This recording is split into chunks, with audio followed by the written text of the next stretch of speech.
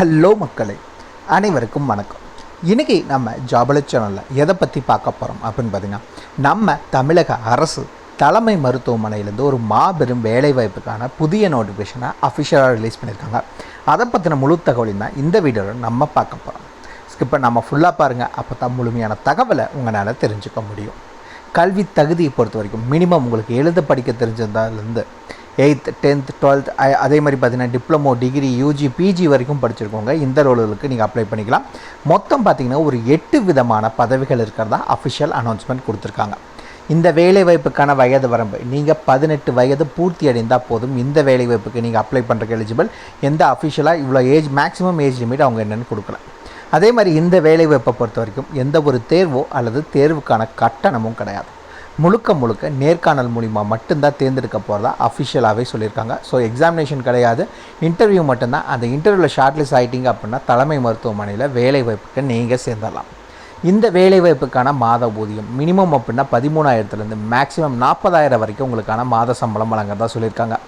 இந்த வேலை வாய்ப்புக்கு ஒன்று நீங்கள் நேரடியாகவோ அப்படி இல்லைன்னா தபால் மூலியமாகவோ விண்ணப்பிக்க வேண்டிய கடைசி தேதி 10 ஜனவரி 2025 வரைக்கும் உங்களுக்கு டைம் கொடுத்துருக்காங்க. ஆல்மோஸ்ட் பார்த்திங்கன்னா இன்னும் உங்களுக்கு ஒரு 2 வாரத்துக்கு மேலே டைம் இருக்குது. அதுக்குள்ளே நீங்கள் தபால் மூலிமா அப்ளை பண்ணலாம், இல்லை டைரெக்டாக கொண்டு போய் சப்மிட் பண்ணலாம் அப்படிங்கிறத சொல்லியிருக்காங்க. இந்த வேலைவாய்ப்பை பொறுத்த வரைக்கும் தகுதியும் விருப்பமும் இருக்க யாராக இருந்தாலும் சரி நீங்கள் தாராளமாக அப்ளை பண்ணிக்கலாம். இதுக்கு யாரெல்லாம் விண்ணப்பிக்கலாம், எப்படி விண்ணப்பிக்கலாம் போன்ற முழு தகவலை தெரிஞ்சுக்கிறதுக்கு முன்னாடி இன்னும் நம்ம ஜாபலட் சேனலை சப்ஸ்கிரைப் பண்ணாதவங்க மறக்காமல் சப்ஸ்கிரைப் பண்ணுங்கள். இந்த வீடியோவுக்கு மறக்காமல் ஒரு லைக் கொடுங்க. நீங்கள் கொடுக்குற ஒவ்வொரு லைக்கும் எங்களுக்கு அடுத்த வீடியோ போட ரொம்பவே மோட்டிவேட்டாக இருக்கும். வீடியோ டிஸ்கிரிப்ஷனில் நம்ம டெலிகிராம் குரூப் மற்றும் வாட்ஸ்அப் குரூப்போட லிங்க் இருக்குது. இன்னும் ஜாயின் பண்ணாதவங்க கட்டாயம் ஜாயின் பண்ணிக்கோங்க. அப்போ தான் உங்கள் மாவட்டங்களில் வர அனைத்து வேலை வாய்ப்புகளையும் உடனுக்குடன் உங்களால் தெரிஞ்சுக்க முடியும். அதே வீடியோ டிஸ்கிரிப்ஷன் மற்றும் கமெண்ட்டில் இந்த வேலை வாய்ப்புக்கான அஃபிஷியல் நோட்டிஃபிகேஷன் லிங்க்கும் ப்ரொவைட் பண்ணியிருக்கோம். உள்ளே போங்க, கிளியராக படிங்க, அப்புறமா அப்ளை பண்ணுங்கள். என்றைக்குமே அஃபிஷியல் நோட்டிஃபிகேஷனை படித்து பார்க்காம அப்ளை பண்ணாதீங்க. வாங்க உள்ளே போய் முழு தகவல் என்ன அப்படிங்கிறத பார்க்கலாம். மக்களை பார்த்திங்கன்னா இதுதான் இந்த வேலைவாய்ப்புக்கான official application form. Video description link கொடுத்துருக்கோம். போனீங்கன்னா நீங்கள் ஃப்ரீயாகவே டவுன்லோட் பண்ணி பிரிண்ட் அவுட் எடுத்து இந்த அப்ளிகேஷன் ஃபார்மை வச்சு தான் நீங்கள் அனுப்பணும்.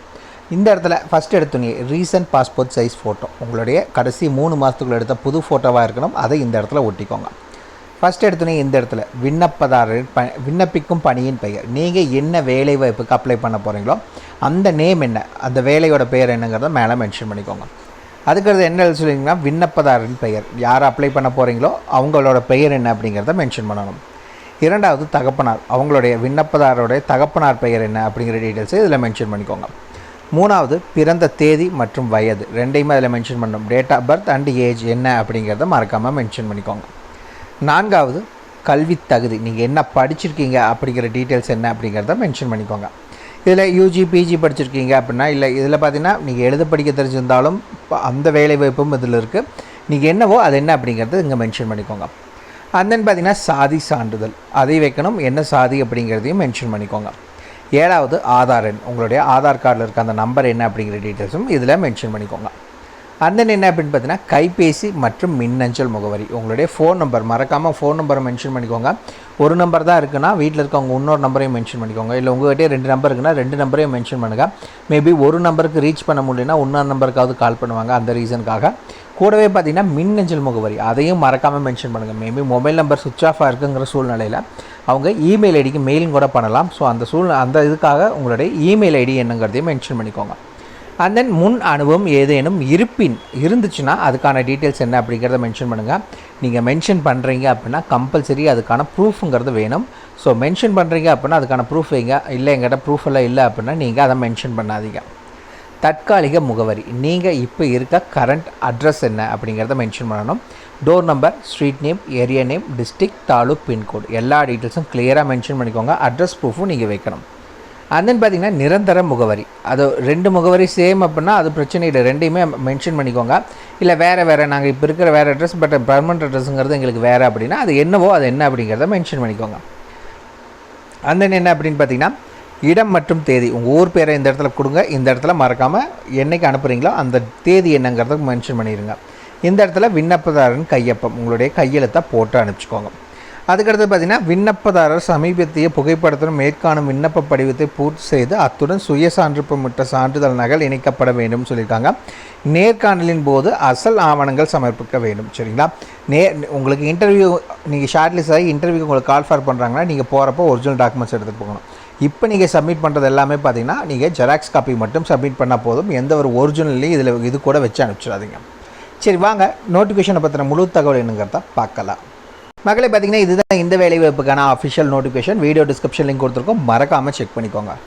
இதுக்கான லாஸ்ட் டேட் அப்படின்னு பார்த்தீங்கன்னா உங்களுக்கு 10/1/2025 தான் லாஸ்ட் டேட். சாயந்தரம் 5 மணிக்குள்ளே நீங்கள் அப்ளை பண்ணணும். அதுக்கு மேலே வர அப்ளிகேஷன் ஃபார்ம் அக்செப்ட் பண்ண மாட்டாங்க. சரி, ஒவ்வொரு வேலைவாய்ப்பை பார்க்கலாம். மொத்தம் 8 விதமான பதவிகள் அறிவிச்சிருக்காங்க. First AYUSH medical officer. இந்த வேலைவாய்ப்பை பொறுத்த வரைக்கும் நீங்கள் BUMS படிச்சிருக்கீங்க அப்படின்னா இந்த வேலைவாய்ப்புக்கு அப்ளை பண்ணுறதுக்கு எலிஜிபிள். இது இல்லாமல் உங்களுக்கு MS ஆஃபீஸ், MS வேர்டு அதுக்கான நாலேஜ் அப்படிங்கிறது கம்பல்சரி வேணும் அப்படிங்கிறத சொல்லியிருக்காங்க. மாதம் அப்படின்னு பார்த்தீங்கன்னா உங்களுக்கு 34,000 ரூபாய் பர் மந்த் உங்களுக்கான சேலரி வழங்குறதா சொல்லியிருக்காங்க. இரண்டாவது என்ன அப்படின்னு பார்த்தீங்கன்னா டிஸ்பென்சர், மருந்து வழங்குவர். இதுக்கு பார்த்தீங்கன்னா நீங்கள் டிப்ளமோ ஃபார்மசி படிச்சிருந்தாலும் சரி, அப்படி இல்லை அப்படின்னா டிப்ளமோ இன்டிகிரேட்டட் ஃபார்மசி கோர்ஸ் படிச்சிருக்கீங்க அப்படின்னாலும் நீங்கள் அக்செப்ட் பண்ணிக்குவாங்க. தமிழ்நாடு கவர்மெண்ட் மட்டும்தான் இஷ்யூ பண்ணியிருக்கணும் அந்த இதை, அப்படின்னா மட்டும்தான் அக்செப்ட் பண்ணுவோம் அப்படிங்கிற சொல்லியிருக்காங்க. உங்களுக்கு பெர் டே கணக்கில் உங்களுக்கு 750 ரூபா சேலரி கொடுக்குறதா சொல்லியிருக்காங்க. அண்ட் தென் பல்நோக்கு பணியாளர்கள், இது மல்டி பர்பஸ் ஒர்க்கர் சொல்லுவாங்க. எழுத படிக்க தெரிந்தால் மட்டும் போதும், நீங்கள் அப்ளை பண்ணிக்கலாம். இந்த வேலைவாய்ப்புக்கு பார்த்தீங்கன்னா பெர் டே அப்படின்னா 300 ருபீஸ் உங்களுக்கு சேலரி கொடுக்குறதா அறிவிச்சிருக்காங்க. நான்காவது வேலைவாய்ப்பு என்ன அப்படின்னு பார்த்தீங்கன்னா programme manager, district programme manager. இந்த வேலைவாய்ப்பை பொறுத்த வரைக்கும் நீங்கள் BSMS படிச்சிருக்கவங்க இந்த வேலைவாய்ப்புக்கு அப்ளை பண்ணுறதுக்கு எலிஜிபிள். அதே மாதிரி உங்களுக்கு கம்ப்யூட்டரில் ஒர்க் பண்ணுறதுக்கான நாலேஜ் இருக்கணும் அப்படிங்கிறத சொல்லியிருக்காங்க.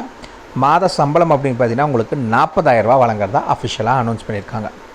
அந்த என்ன அப்படின்னு பார்த்தீங்கன்னா டேட்டா அசிஸ்டண்ட்டுக்கான வேலைவாய்ப்பு. இந்த வேலைவாய்ப்பை பொறுத்த வரைக்கும் நீங்கள் கிராஜுவேட், ஐடிக்கு ரிலவெண்ட்டான கிராஜுவேட், நீங்கள் இன்ஜினியரிங்காக இருந்தாலும் சரி இல்லை ரிலவெண்ட்டாக படிச்சிருந்தாலும் அப்ளை பண்ணலாம். அப்படி இல்லை நான் வேறு தான் படிச்சிருக்கேன் அப்படின்னா நீங்கள் கிராஜுவேட் படிச்சுட்டு கூடவே 1 இயர் டிப்ளமோவோ இல்லை சர்டிஃபிகேட் கோர்ஸோ கம்ப்யூட்டர் இதுக்கு படிச்சிருக்கீங்க அப்படின்னா நீங்கள் அப்ளை பண்ணுறதுக்கு எலிஜிபிள். மினிமம் 1 இயர் உங்களுக்கு எக்ஸ்பீரியன்ஸ் வேணும் அப்படிங்கிறத சொல்லியிருக்காங்க. மாதம் உங்களுக்கு 15,000 ரூபாய் சம்பளம் வழங்குறதா சொல்லியிருக்காங்க. அண்ட் தென் பார்த்தீங்கன்னா சித்தா டாக்டர் ஆர் கன்சல்டண்ட்டுக்கான வேலைவாய்ப்பு. இந்த வேலைவாய்ப்புக்கு BSMS படிச்சிருக்கவங்க அப்ளை பண்ணிக்கலாம். இந்த வேலைவாய்ப்புக்கும் அந்த MS ஆஃபீஸ் அந்த கம்ப்யூட்டருக்கான நாலேஜ் வேணும் அப்படிங்கிற சொல்லியிருக்காங்க. மந்த்லி அப்படின்னு பார்த்தீங்கன்னா உங்களுக்கு 40,000 பர் மந்த் உங்களுக்கு சேலரி வழங்குறதா அஃபிஷியல் சொல்லியிருக்காங்க.